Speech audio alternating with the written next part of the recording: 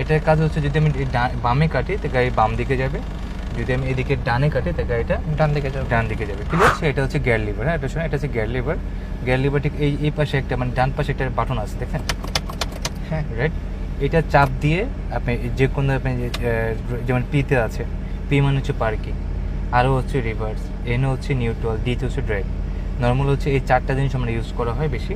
যেমন ডিতে হচ্ছে গাড়ির সামনের দিকে চলবে, ডিতে রাখলে, নিউট্রাল রাখলে হচ্ছে গাড়ি ফ্রি হয়ে যাবে, আরও হচ্ছে রিভার্স পিছন দিকে গাড়ি যাবে, আর পিতে হচ্ছে পার্কিং, যখন পার্কিং করে রাখবো তখন পি দিয়ে রাখবো আমরা। হ্যাঁ, তো এখন যদি আমি ডিতে দিই, এই ক্ষেত্রে কী করতে হবে, ফার্স্ট অফ অল হচ্ছে আমি পা ব্রেকটা ফুল চাপ দিব, পা ব্রেকটা পা ব্রেকটা ধরবো, হাত ব্রেকটা ছুটাবো। প্রথম কাজ পা ব্রেক দিব, তা হাত ব্রেক আমার হ্যান্ড ব্রেকটা ছোট। হ্যাঁ, হ্যান্ড ব্রেকটা ছুটানো কী করতে হবে আমার, জাস্ট উপর দিকে চাপ দিয়ে এই বাটনটা চাপ দিয়ে ধরে রাখবে, ফ্রি করতে, হ্যাঁ, চাপ দিয়ে বাটনটা নিচে রেখে চাপ দিয়ে বাটনটা চাপ দিয়ে ধরে নিচে নামাবো।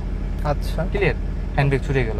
এখন আমি এটা আমি ডিটে দিই, এটা ধরি, হ্যাঁ ধরলাম, হ্যাঁ, চাপ দিয়ে নিচে টান দিই, ডিটে দিই, এটা ডিটে, এখন এটা এই বাটনটা ছাড়েন, ডিটে পড়ে গেছে, ব্রেক হ্যান্ড ব্রেক পা ব্রেকটা ধরে রাখেন। হ্যাঁ, এখন ড্যাশ বোর্ডে কিন্তু আমার আবার দেখাচ্ছে আবার গাড়িটা কোন পজিশনে আছে, কোনটা লিভারটা কোথায় আছে, ডিতে আছে না, ডিতে আছে। রাইট। তাহলে হচ্ছে কি আমার গাড়িটা ড্রাইভে আছে। এখন পা ব্রেকটা হালকা রিলিজ করলেই হচ্ছে, লুজ করলেই হচ্ছে, আস্তে আস্তে লুজ করে গাড়িটা সামনে দিকে আসে